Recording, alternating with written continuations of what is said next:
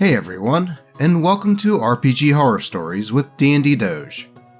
In today's video, we have a story about a game master that puts down someone else's dungeon mastering skills, but then runs a game like he's a director. A story about a couple of murder hobos demanding a player play against his alignment, and more. But before we get into those, let's meditate with Simba to help protect against the cringe that these stories contain.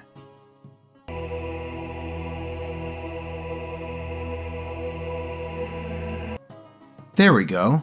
Now I think we are ready to dive right into these posts. Veteran player, teaches Forever GM how to really run a campaign. By Reddit user, IcemanX54.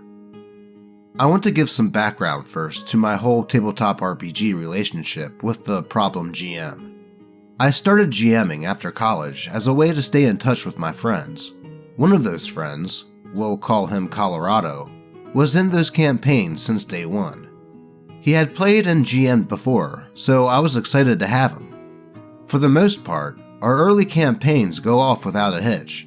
The main issues were that Colorado's characters would constantly run off on their own, which was hard for me to manage, but he assured me that he needed to do it to further the story, because some players are, main characters, and other players are, side characters. And he was a main character, so he had to push the story forward. Well, that right there is a red flag. I've never read a story where a player straight up tells the GM that they have main character syndrome. He'd also go on to criticize me for asking for feedback from my players on the current campaign, narratively and mechanically, as well as asking them what settings they would be interested in for future campaigns. He said that I should stop this, and that it ruined the creative aspect of tabletop RPGs. For years, we had exclusively used established settings like the Forgotten Realms, Star Wars, Cyberpunk, and Street Fighter, and I'd just craft a story within them. However, Colorado heavily pushed me to homebrew a setting, and to his chagrin, I asked the other players if they would be interested in me trying that, and everyone was supportive. I went ahead and homebrewed about as well as I could, given that it was my first time. We get into character creation, and Colorado wanted to be a demigod because I made a pantheon. I hadn't planned for that, as my mechanics were set up with clerics and paladins in mind, but we worked together and his character was created. This campaign is where I started becoming very aware of Colorado's quirks. He refused to associate with any of the other players in the game. When I found ways to group the players, his character would be standoffish and run off on their own again. Out of the game, I asked him if he could interact with the other players more, because I wanted to keep everyone involved, and it was hard for me to go back and forth constantly between groups. He said it didn't fit his character, and I told him that he controlled his character and could interact with the other players if he wanted. It was awkward, but the conversation ended amicably. We wrapped up the campaign after that, and things improved a bit as Colorado began to stay in the group, and it led to some classic fun group moments.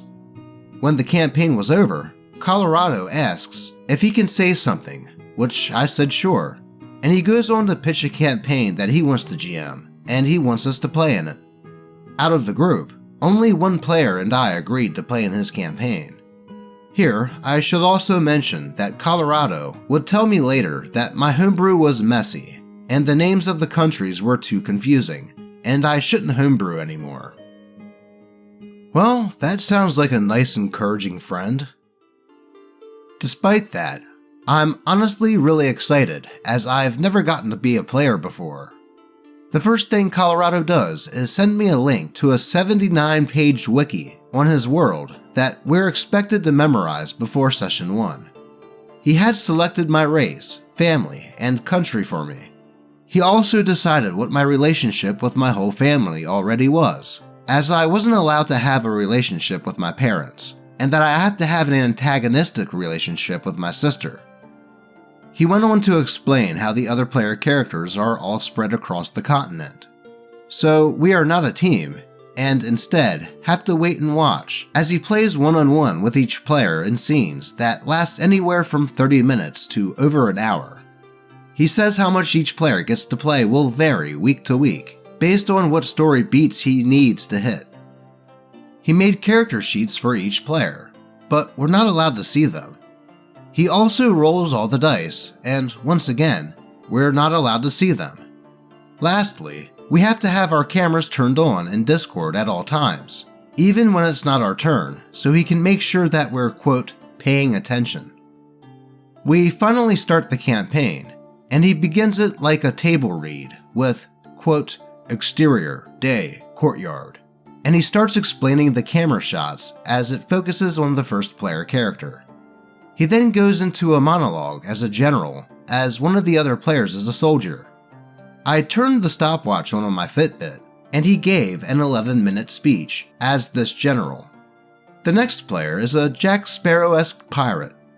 The pirate has been paid to transfer some, quote, cargo, which leads him to a brothel, and the cargo is a 14-year-old girl whom Colorado, in detail, described as having bruises all over her body and blood coming down from her leg. The pirate ended up killing the brothel owners and taking the girl, and I called him out on this after the session, but he just said that he enjoys putting us in, quote, complex situations to see how we react. After 3 hours, it was finally my turn. The character I was assigned was a prince of a Targaryen-like empire with loads of incest. I had told him prior that I wanted to play a morally good character, which he said he didn't have any issue with. With the agency I had, we came up with the concept that my character would be more of a curious academic. The big secret would be that my character leaves the castle and interacts with the commoners often, even being romantically involved with the commoner. I also convinced him to let me have a pet dog. My turn begins, and I'm forced into an adulthood ritual where my character is scarred by priests to symbolize I am a true prince. This scene took 30 minutes, and I could only say the lines that he had scripted me to. After, he kept putting me in situations where other NPCs would pressure me to abuse or beat servants, which I refused since I wanted to be morally good. He would then make passive-aggressive comments under his breath about how me doing this is, quote, making it hard for me to be part of the family. Then I finally got to reveal the twist where my character went out and met his secret commoner lover. However, the GM had changed her name. He changed my dog's name too, and made her immediately end the relationship. He particularly enjoyed making her be irrationally mean, and then he would chuckle to himself and say, "My ex said that to me verbatim." Now, he is sending me on diplomatic missions every session, where he wants me to negotiate important politics of his world. However, we don't get history, persuasion, or knowledge rolls. I am expected to understand these complex politics by memorizing his 79-page wiki and figure out solutions all on my own. This is already too long, so I won't go into more detail, but for my first time as a player, this has been a strange experience. We are on session 6, and still, no player characters have gotten to interact with each other yet. Edit. Whoa, I didn't expect this to blow up. I just wanted to vent. Some extra details for clarification. The ceremony scene was scripted where I had to repeat after him the whole time, but otherwise, dialogue has been improv. We played up to session 6, but the campaign has been on hiatus for 3 months, after Colorado went on some weird esoteric nature retreat and didn't pay his rent while he was gone for months, and got evicted. I'm unsure if the campaign will ever be finished now, so I figured it was safe to vent. The, quote, character sheets are not full D&D style sheets that he keeps hidden. It's more like a post-it note with core attribute stats that he's decided for each person, because it's his completely homebrewed system, of course. But I still have never seen it. The other 2 players in the campaign played in his Season 1 of this campaign, and the one I'm in is Season 2. All 3 of us players have Game Master experience, which is why this has been so crazy to me, because the other two enable and enjoy Colorado's style. That's part of why I posted, because I know this is very atypical, but it was almost like I was being gaslit into thinking I was a weird one. All four of us met in film school, so maybe the other three really think this is some cinematic evolution of tabletop RPGs. Colorado even called it a, quote, narrative experiment before we started in session 1. Edit 2. Colorado focused on directing while we were in film school. It came up in the comments, so I'll add it up here too. Well, that doesn't sound like a good time to me. But the addition of the information that they were all film students and Colorado focused on directing makes his way of running a game make more sense. Now first, stating that every tabletop RPG has players that are main characters and players that are side characters isn't how a good game master would run things. A good game master would find a way to weave each character into the overarching narrative, and equally give each character their moments in the spotlight. Then there was the whole thing with Colorado hating that OP would ask the players what they thought, and if they had any suggestions on how they could improve, yet told OP that their homebrew campaign was bad and that they shouldn't homebrew anymore. Then when Colorado gets his game going, he basically tells the players what happens, and they have to memorize everything about the world? At this point, he should just write a book. And I don't think OP's being weird for not liking this game style.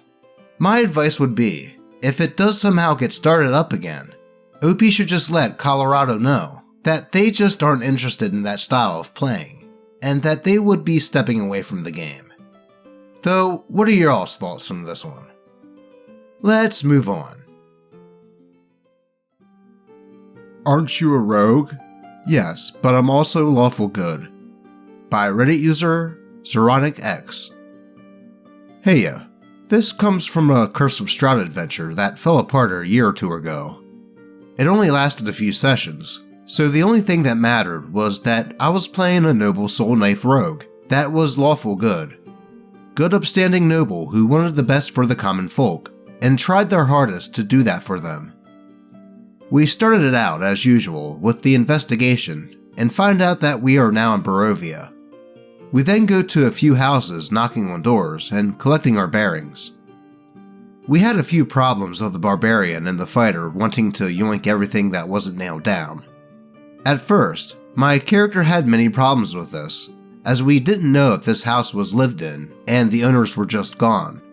But after a very long conversation, I realized that we were getting nowhere and did what was best for the party and just let it go, since they were just using circular logic like, well, we don't know if anyone doesn't live here, and we've made so much noise, so someone would have investigated, as if people don't leave their house and lock it before doing something. On top of that, after we realized the house was inhabited by just zombies or constructs, my character began to stop lockpicking doors and instead choosing to use a portable ram. A problem to both of them, even though they had began kicking doors open, while I'm lockpicking them because they thought that I was going too slow, despite the DM saying I lockpicked every door in under 6 seconds. The worst part comes to where we meet the father, or the cleric, in the beginning of Curse of Strahd. He apparently has some important relic, and immediately, the fighter asks me to steal it, in which part, my character quickly says, no, and this is where the fighter blows up. You're a rogue. Yeah, I am. You steal stuff. I mean, I'm good at it, but... So steal the statue. I'm not stealing from an innocent man. As far as we know, it's not stolen either. You're a rogue, do what you're good at and steal it. I'm lawful good. I'm not stealing anything from people that don't deserve it.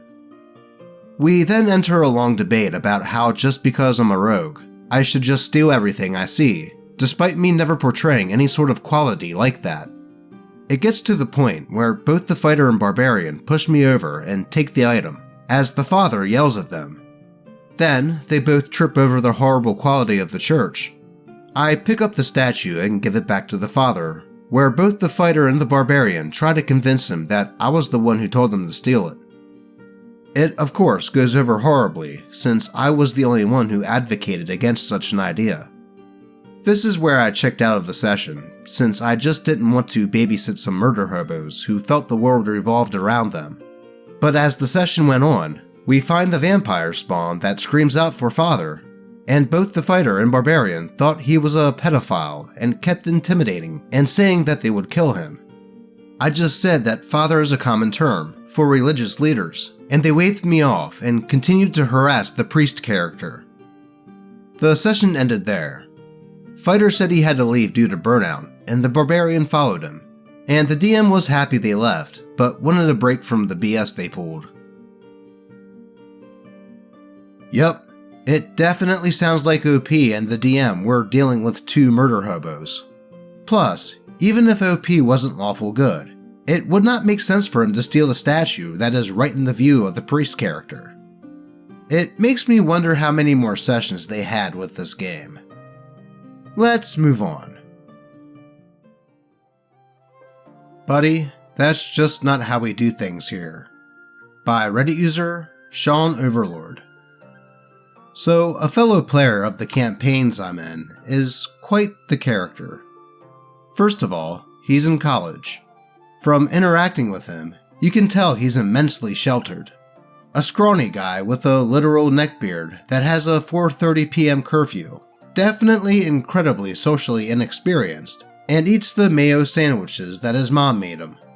He gets upset when he describes himself as, quote, crazy, and you say, dude, you're not crazy, because he's desperate for that to be his persona.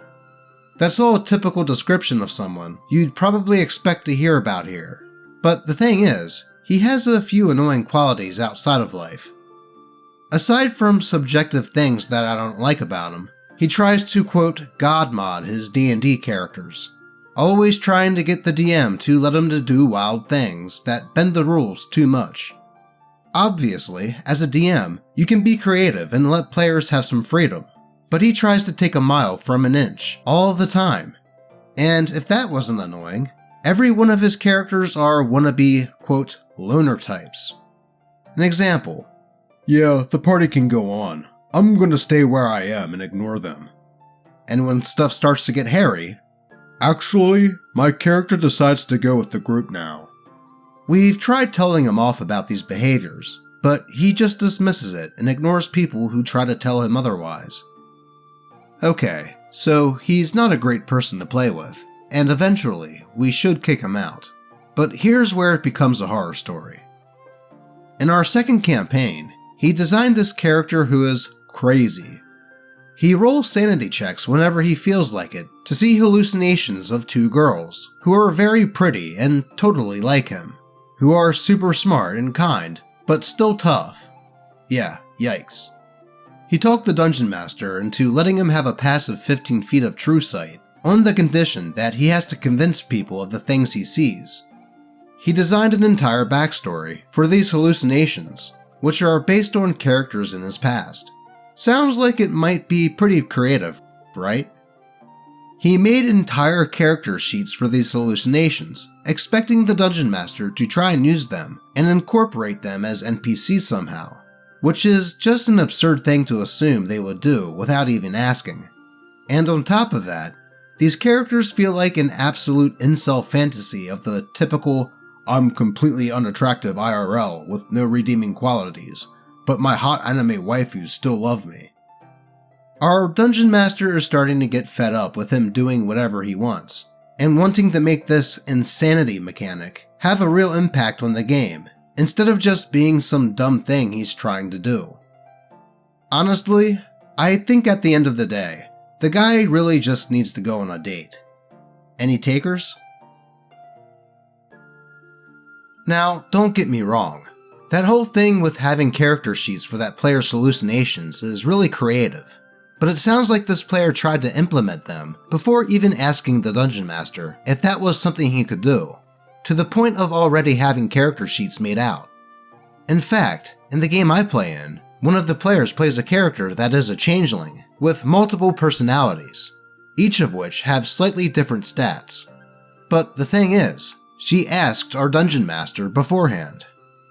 Dungeon masters have a lot to deal with when running a game for players, so if you have an idea that may make more work for them, be sure to ask them first. Let's move on. Players stopped me during the final session of our campaign to yell at me. By Reddit user, formerline3019.